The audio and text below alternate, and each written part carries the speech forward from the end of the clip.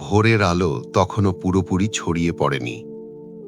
ছোট্ট এক গ্রামে থাকত একজন গরিব কাঠুরে। তার নাম ছিল ইউসুফ। প্রতিদিনের মতো সেদিনও ফজরের নামাজ পড়ে ইউসুফ কাঁধে কুঠার তুলে জঙ্গলের পথে রওনা দিল।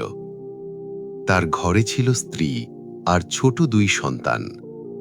সংসার খুব কষ্টে চলত, তবু ইউসুফ কখনো হারাম পথে যায়নি। সে সবসময় বলতো, রুজি কম হলেও সমস্যা নেই, কিন্তু সেটা যেন হালাল হয়।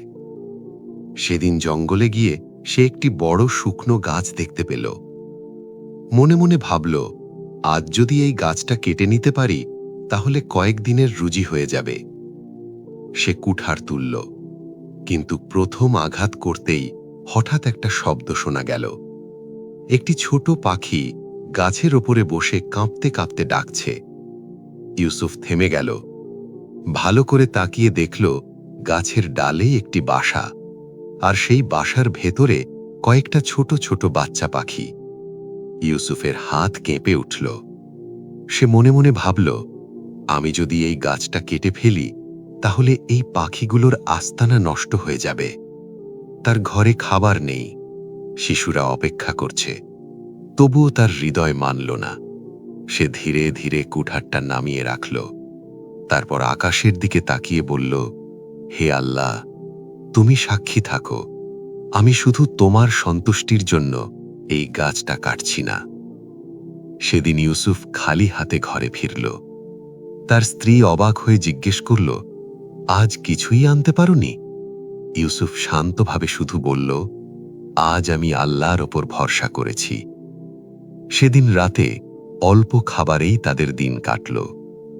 পরের দিন ভোরে ইউসুফ আবার জঙ্গলের দিকে গেল, কিন্তু আজ সে অন্য দিকে হাঁটতে লাগল। হাঁটতে হাঁটতে হঠাৎ সে দেখতে পেল একটি বড় পুরনো গাছ ঝড়ে ভেঙে মাটিতে পড়ে আছে। গাছটি মোটা, শুকনো এবং কাটারও কোনো প্রয়োজন নেই।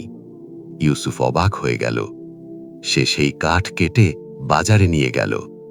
সেদিন সে যত টাকা পেল তা ছিল প্রায় 1 সপ্তাহের রুজির সমান। বাজার থেকে ফেরার পথে গ্রামের এক বৃদ্ধ আলেম তাকে বললেন, ইউসুফ, তুমি জানো, যে মানুষ আল্লাহর জন্য কিছু ছেড়ে দেয়, আল্লাহ তাকে তার চেয়ে অনেক উত্তম কিছু দান করেন। ইউসুফের চোখ ভিজে উঠল। সে বুঝতে পারল, গতকালের সেই ছোট ত্যাগ আল্লাহ দেখেছিলেন।